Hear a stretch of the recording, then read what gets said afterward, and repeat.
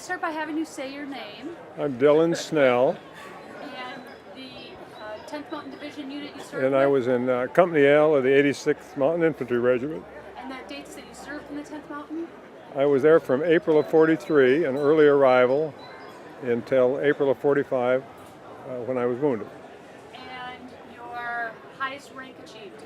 A technical sergeant, tech sergeant, platoon sergeant.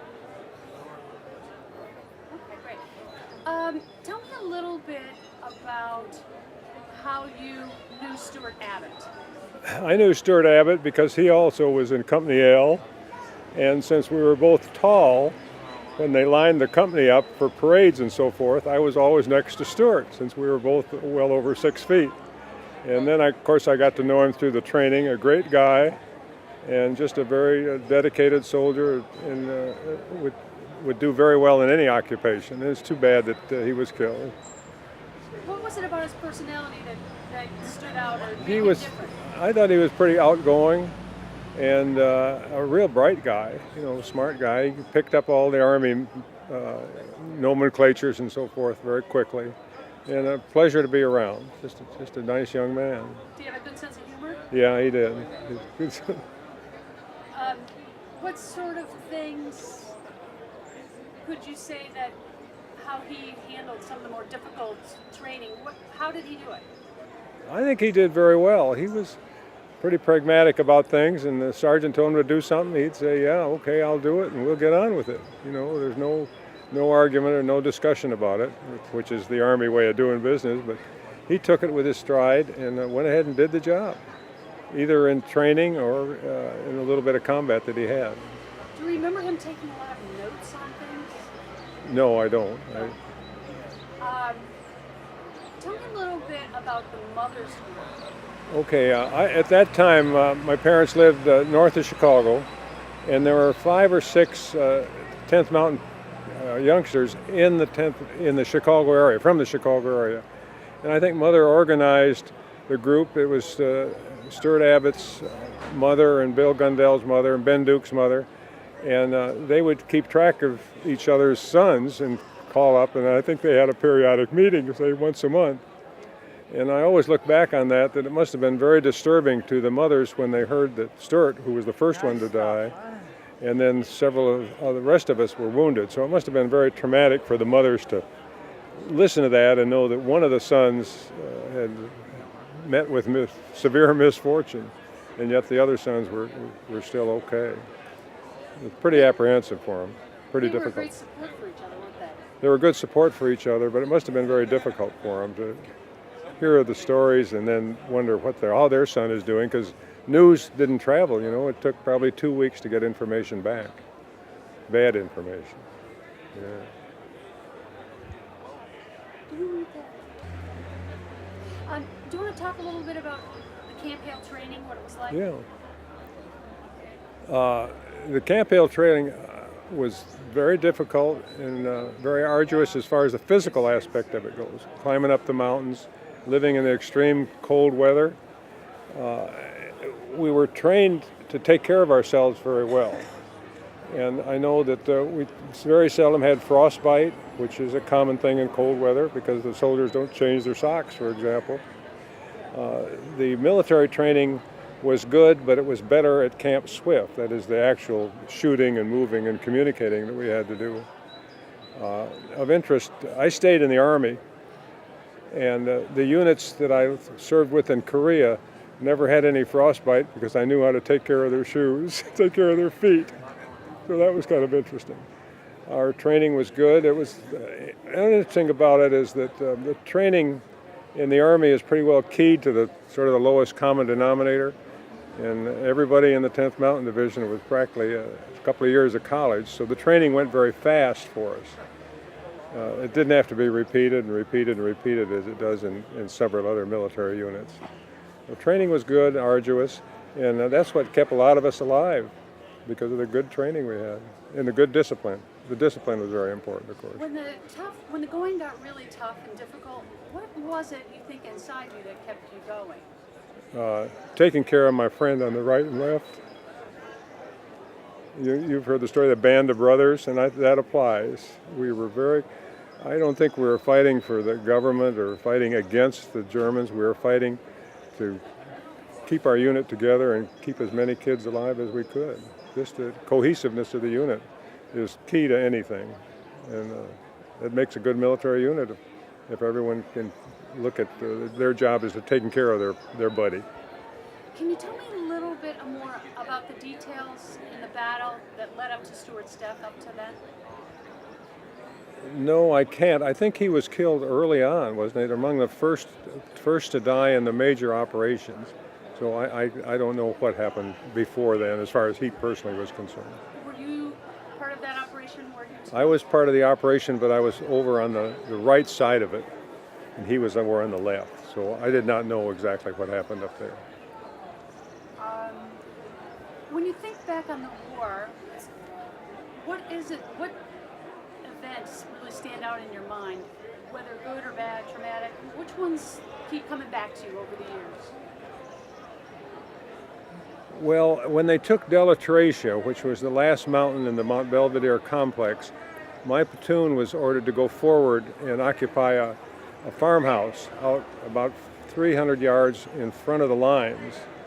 And by that time, the platoon, which we started about 35 soldiers, was down to about 15. And I remember we ran out to that farmhouse, secured the farmhouse, and stayed there for 4 days out in front of the lines. And the Germans would counterattack, and we'd have casualties, and we'd take prisoners. It was a very trying thing. And I'm going up there this afternoon to look at that place. Were you wounded there? No, I was wounded about a month later in the vicinity of Gaggio, Montana here. And wounded, slightly wounded, thank the Lord, and was gone for about 3 weeks and then joined the division up on the Swiss border when the war was over.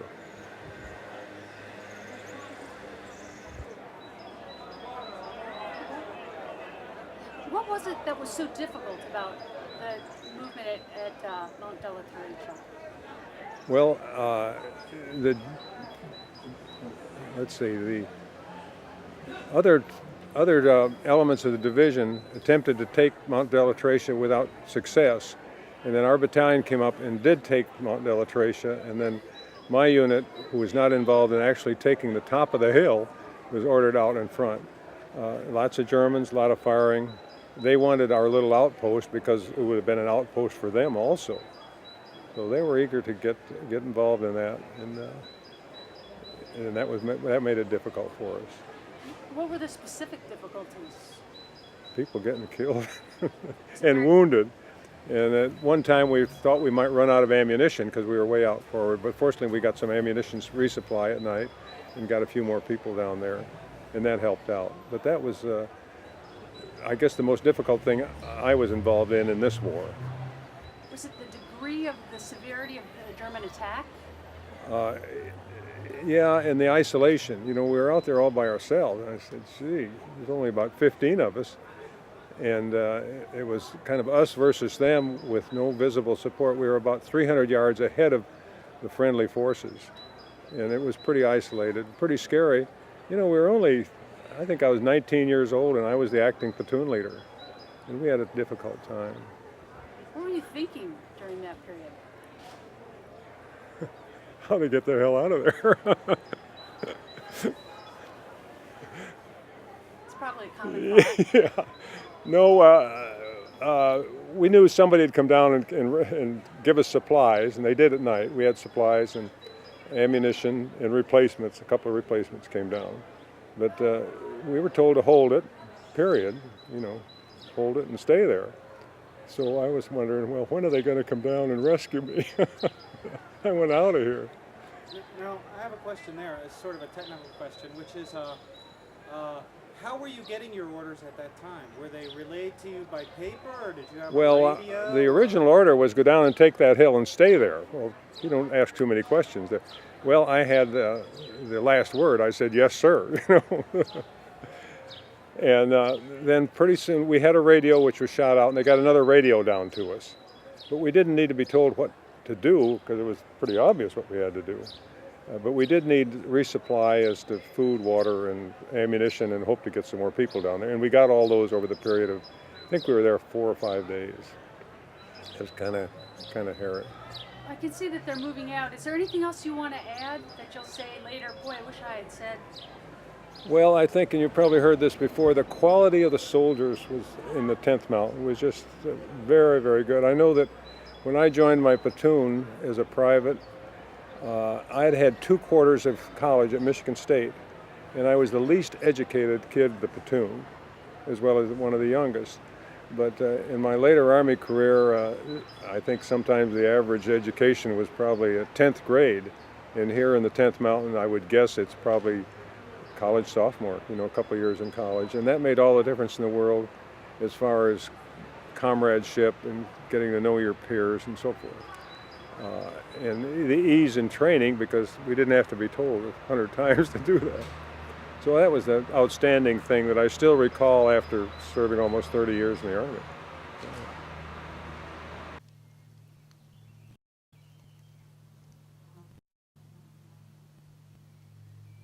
They called us at the top of the hill and said, run down over this open field that we just drove over and take this house. And the house would be the outpost of the security for the main line up there. So we started with my notes, a letter to my mother, so it's a pretty good war story. Said we started out with 15 people, and we got down here with, I think, 12. We lost 3, 1 dead and 2 wounded coming down. And then we secured the house, and there were some prisoners here. When we took the prisoners, I got a German Luger from them, and still have that. And then we built foxholes around here and held the building. So we stayed here, I think, 3 or 4 days. Hi, how are you? Mi riconosce? Come va? Bene, bene, bene. Bene, bene. Che novità! Bella! Questa qui la mia. Piacere.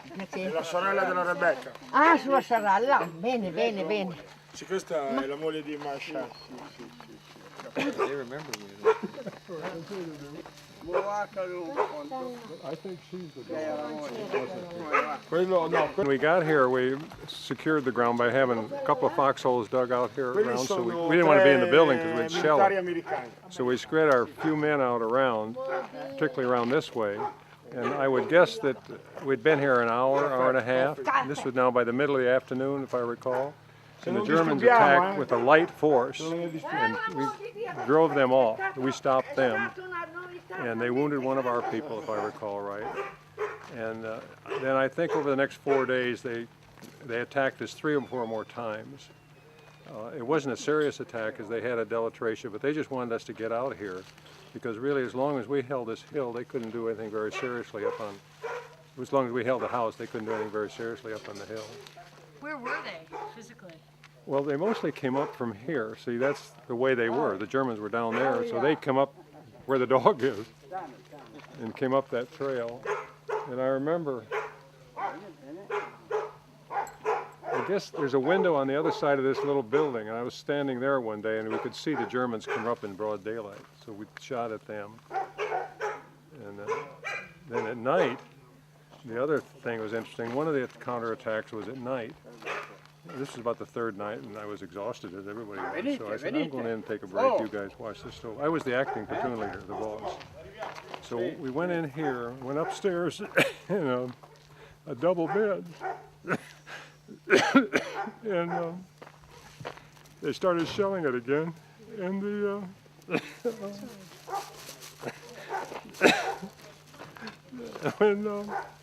when the shelling stopped, we came outside, and then we counted who's here, who isn't here. And Sergeant Wesley, a great soldier, who was killed in the bed with me at the same time. That was going to talk. See, the shell hits the top of the roof. It was like the roof hasn't been repaired since then. Last time they showed us the bed. Same bed? Yeah, I think they'll ask us that. Before I came down, at least I hope they won't shoot at me. But then, of course, none of that was here. This was all by itself.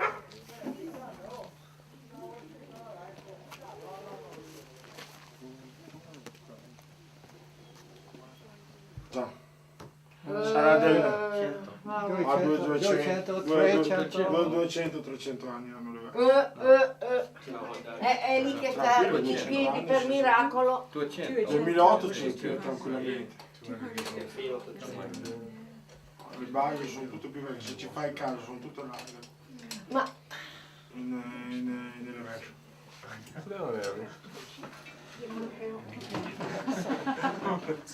They got a pin up for you over there, Ron. Oh, there you go.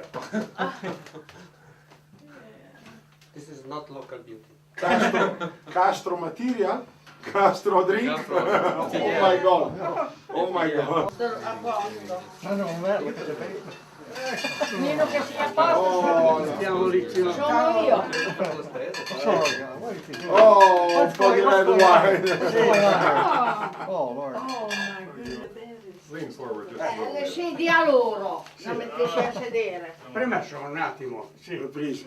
Prendiamo Il... questo qui. Ecco. Sì. Okay, smile. Come per la caffè, Giuseppino, vuoi una mano? ormai ce l'ho fatta, ma perché oh! Ci mi dici dove sono i... Una. Come una? No, no, we don't want to. Bravo. Prendete. Aprite mo. Apri. Please. No, no, no. Bicchieri. Ancora? Sì. Questo parla l'italiano, ci va. Which is closed now, and trying to give it to her because she was suffering pain. She's told her, says, put that back, that's È for una cosa emergencies. grande questa, Mamma mia. Abby, Grazie. Perfetto, bravo. Sai un po' di italiano. Bob, let me have your glass. Forza ragazzi, dateci. Le scale non mi piace. No, ma Gli è... attori sapete di là? Vado a vedere. Vado a vedere. Possibile. No, ma stia comodo, stiamo in piedi. No, basta con le seggiole. Dovete andare? Basta seggiole. Sì. Salute. Alla salute. Italia. All'America. Ai nostri American Hero.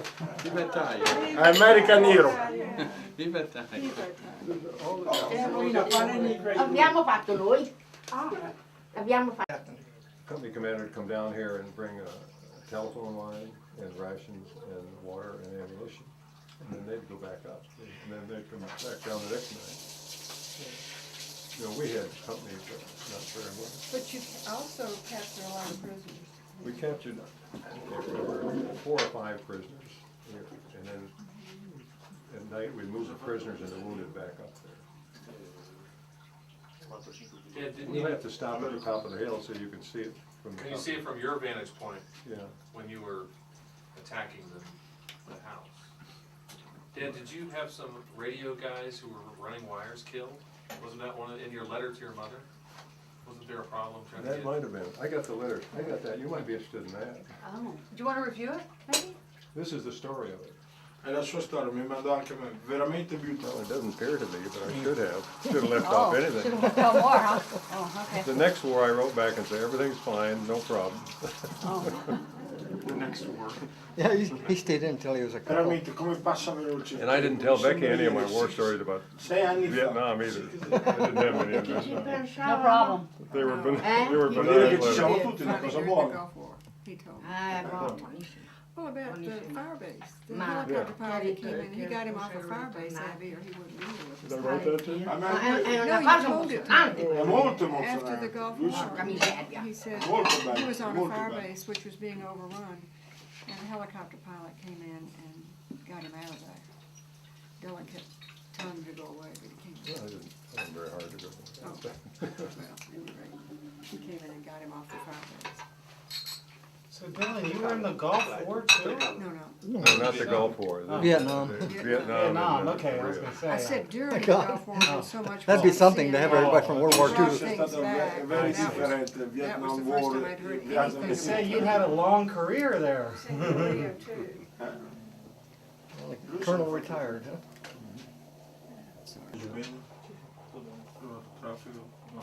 Giuseppina, gliel'hai detto che abbiamo ricevuto il suo pacchettino? No, neancora no. Yeah. Think you're safer out. Unless you're in the basement. Tanti You remember ringraziamenti Joe Mann? perché ci mandarono della Joe roba Mann was a great guy. Un pacchettino He con was in the i platoon. I remember he dug a dolci, foxhole right out in the corner, just in giacchettino. front of where the truck is. caffè. And he stayed there pretty much all the time. Dopo dirglielo che loro And he was going to be the senator from Missouri, and he could have been very articulate, very well educated, a great guy. And he came back in probably November, December of 45, and he was Anzi, killed noi ci Christmas abbiamo of 45. scritto, anche Wasn't noi, that terrible, in an automobile wreck. un fax. Ce l'hanno mai. For your present, Oh, well, thank which you I very will much. receive. Sì, sì. Poi noi ci abbiamo risposto, però hanno ricevuto. You have received cosa? Oh, sì, un fax. Un fax. You have received your. Oh, the package, Dillon, we said. What? The package, I think we said. Oh, yeah. Oh. Sì? Oh, Bene, bene, bene, bene. I asked her, she was a little girl when this happened, and was not here. Oh, She was a bambino. Lei era una ragazza piccola, non era qua quando è successo questo? Io? No. No, No, no, no. era via, era via. She was not here, No. She's not here. but her family was. I mean, this is her family home. La sua famiglia? La sua famiglia era qui? No, No. no. Perché erano tutti sfollati, erano... Sì. Oh. Perché i tedeschi Ma la facevano... sua sì che era qua. sì, sì. Qua. His Sì, family i miei, was i miei here. erano mother. His qua. I family. miei erano Oh, qua. his mother was here. Sua madre era qui? Abitava proprio in questa casa? Sì, sì. Durante la guerra... She lived here, in this house. Però, quando sono arrivati qui, perché io non ero a casa, io ero in Germania, Lui era ma, preso nel sì, quando sono arrivati qui, allora loro sono sfolati tutti avanti, un po' avanti e indietro. No, non capiscono mica. Oh, Parla, non preoccupare. va bene, quando sono arrivati, allora loro sono sfolati, qui c'erano i tedeschi, è arrivato gli americani, allora l'hanno mandati via tutti, sono sfolati tutti via, insomma. Che lui era poi là con la mitragliatrice. Lì dalla capanna. Say go. Non ci The capiamo Italian tanto people go bene, out No, aspetti. Quanti anni ha?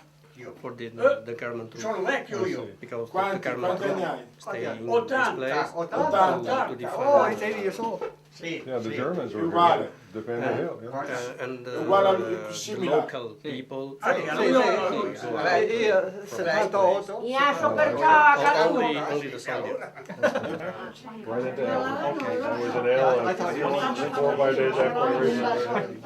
I thought you were Non from c'era the chi. Well, I was there when it was double prime. Okay. So I was pretty original. There weren't too many there before. Well, there must have been a dozen or so you guys that were there in the real. Assomigliano, I don't remember. Le due sorelle, sì. assomigliano. Simile. was a good guy. Sono sorelle? Sì, sono sorelle. Si vedono, beh. Si vedono.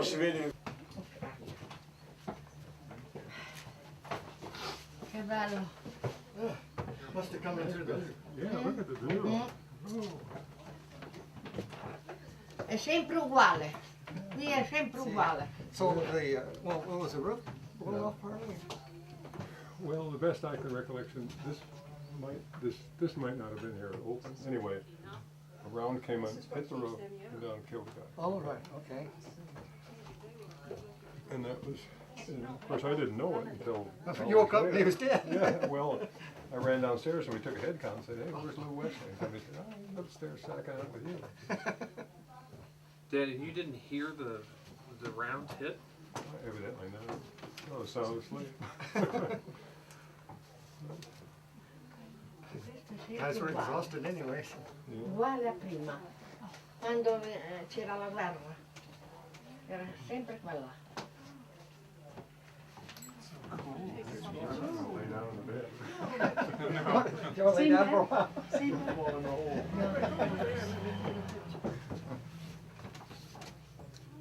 Non sei da giù, eh? Yeah. It's a nice place. Yeah. Yeah. Dillon, you're gonna have to back I up. always like how the hair seems around. Go back. There you go. Thank you. Clean. Brava. Brava. No, allora. Here, Rod, take one One, of this. two. You take one with that. Dillon, is this the same bed? Same bed? Pardon? Same bed? Looks like it's a little bumpy.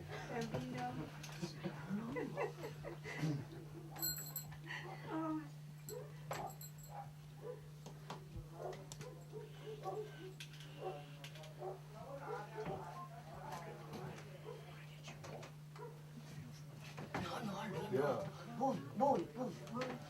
Giuseppina, Io non sono foto? capace. Per favore? No, Per favore. loro. With Dillon. With Dillon. Loro. Non io, no. Story out of this. Oh, that's very cool. I'm going to change the punchline. Change the punchline. Play here, one guy here, one that's in. Of course. Don't step backwards, man.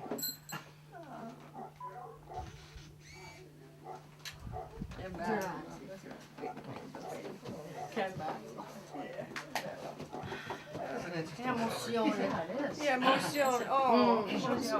Tornate a adesso io andrei a girare, andrei a vedere, poi dopo tornate. Giovanni, Ritornate a bere. devi andare a fare un giro e dopo torniamo a bere. Per Bacco? Ascoltami, io ti devo 3 bottiglie di vino e passo te le porto. E beh, vediamo. Mio Dio santo. Brava. Grazie, grazie a tutti voi. Thank you for this. Sì. Tutti. We're back. One photo?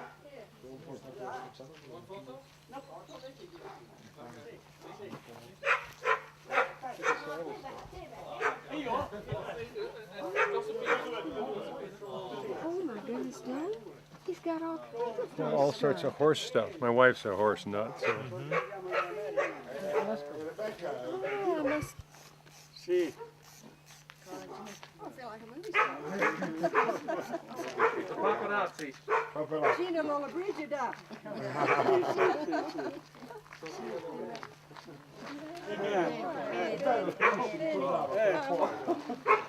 Dillon, you remember, doors is different.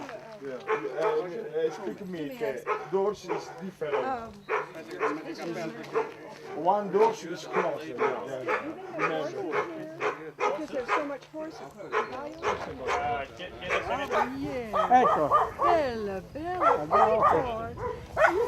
Ecco. Beautiful. Such a beautiful. You're my love. What are you? Beautiful girl. Becky, turn around a little bit. Che aria che tira, porca miseria. Guardalo.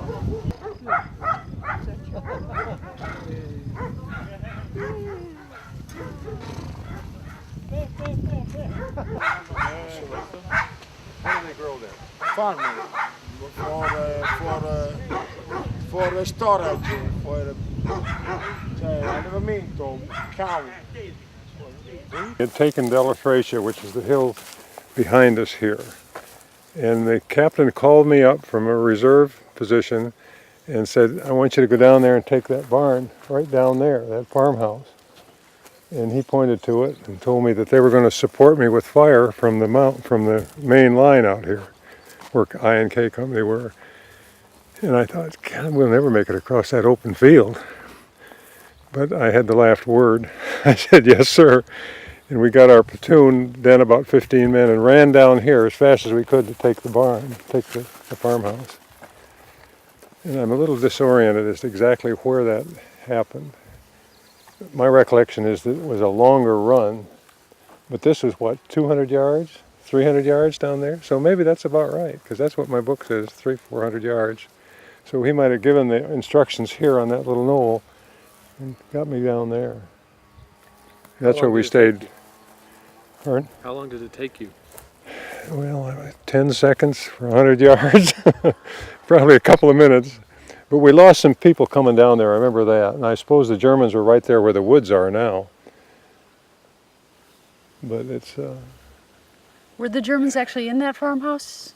Pardon? Were the Germans... Yeah, they were some of them were in the farmhouse, because I remember we took at least 2 prisoners here.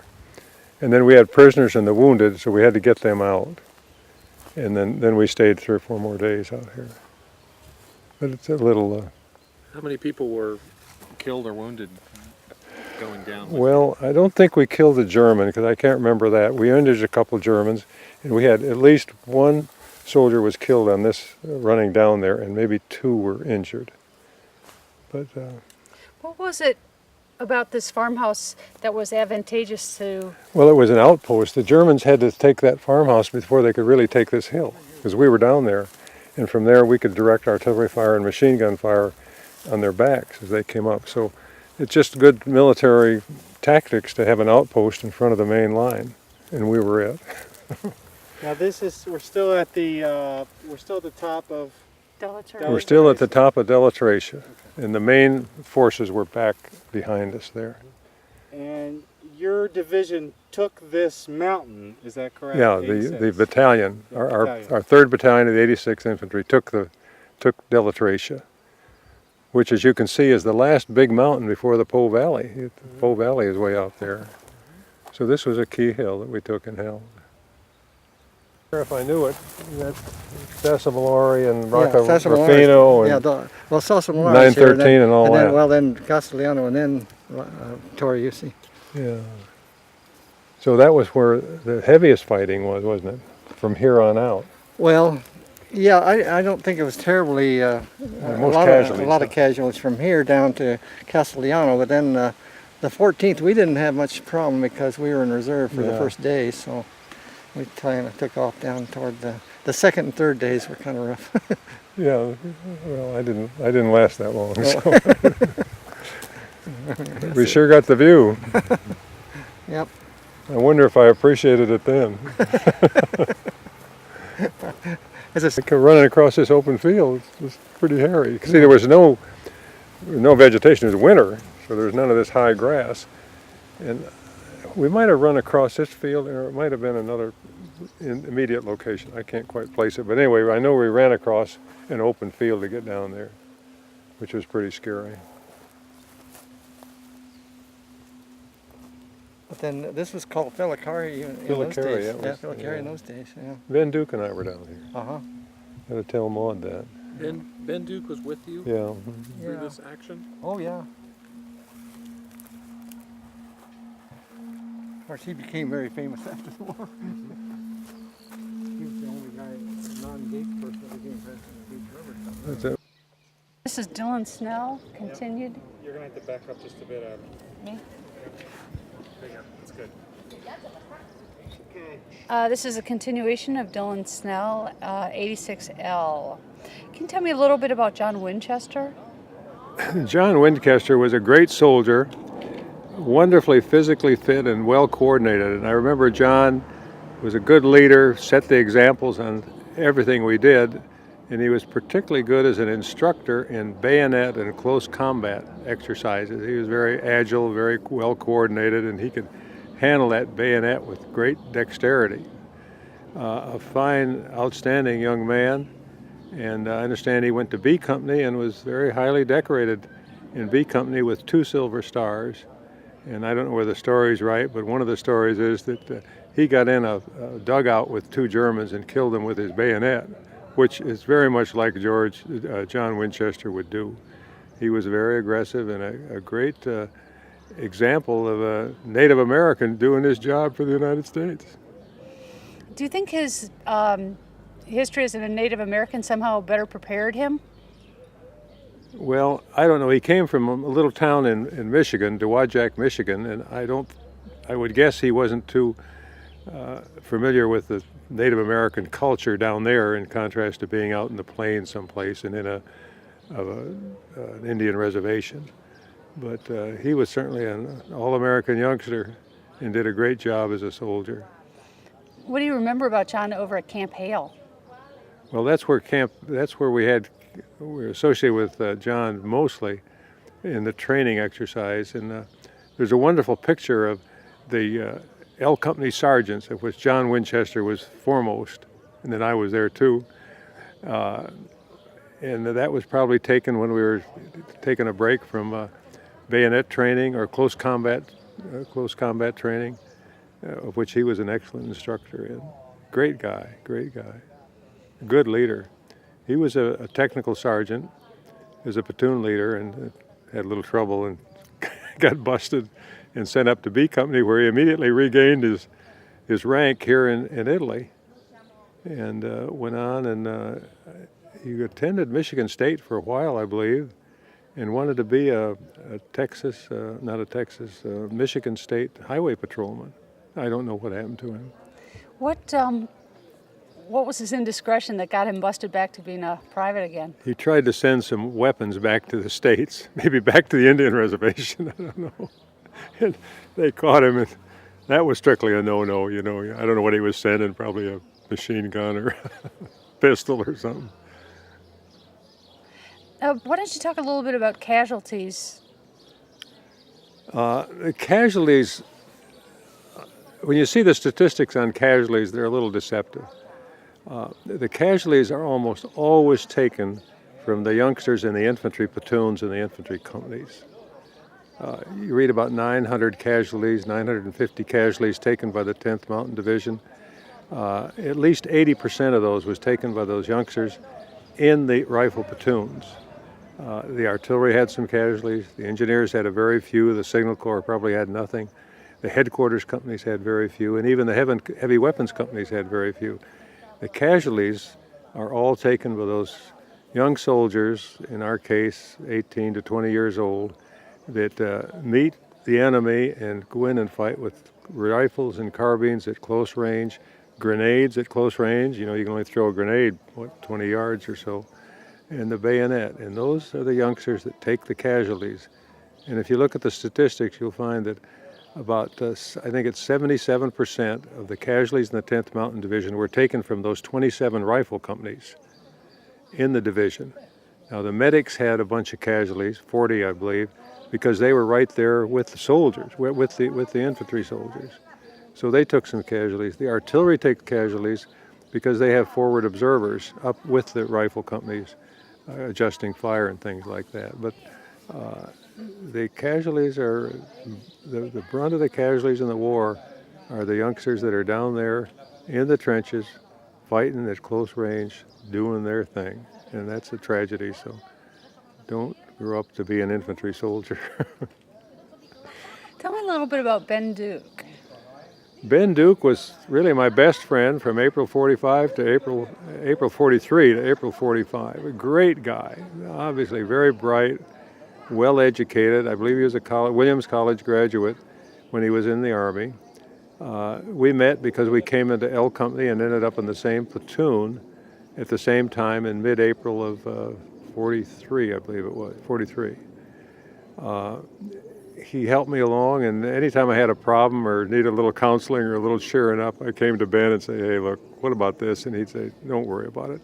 It'll work itself out. Very compassionate guy, a great friend to have in any circumstances. He was, of course, very bright, and I know the Army instruction is key to repeating the instruction about 3 or 4 times so everybody can get it. Ben got it the first time, and then the second time he was usually the instructor in it. So he picked that stuff up and was able to pass it back to us immediately because of his latent intelligence. Well organized, he really got his act together.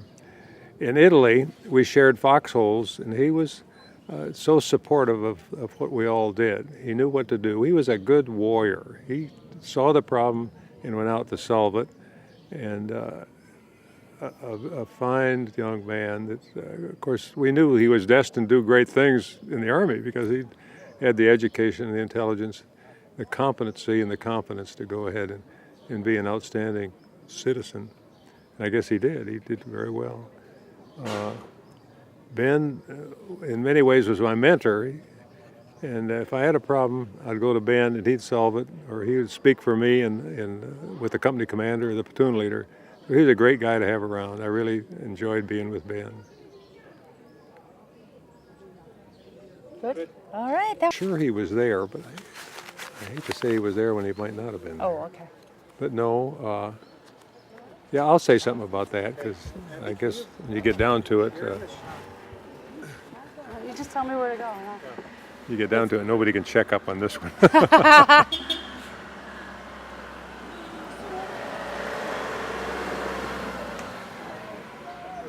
anytime. Okay. Abbie, please stay back. Okay, good. Come on. Okay, good.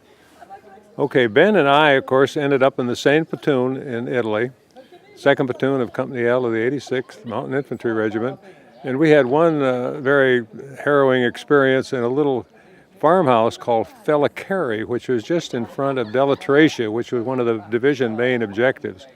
The company commander told us to go down and take that hill and take that town and hold it, not the town, the village, and hold it. And the village was just really one building. And so Ben and I and about 12 other guys ran down there and secured that old stone house. It's, I understand, it's about 250 years old, and stayed there for 3 or 4 days under continual pressure from the Germans. And we were pretty scared because we were about 300 yards ahead of the line, and the only time they could get supplies and ammunition down to us was at night. But Ben really did a great job in supporting everybody, being a good leader, assuring the troops that they were doing the right thing, and just counsel them and say, you know, everything is going to be all right. And it was. It turned out all right. And I think that's a lot of credit to Ben and his expertise and his leadership, and his ability to exclude confidence, so the rest of us were confident. He knew what he was doing, so therefore we knew what we were doing, and we carried it off pretty well. It was a tough time, and he carried the ball on that. Later on, I was wounded, and 2 days later Ben was wounded. So I always like to think, well, he lasted 2 more days than I did, and I think that's appropriate because he was certainly 2 days smarter than I was.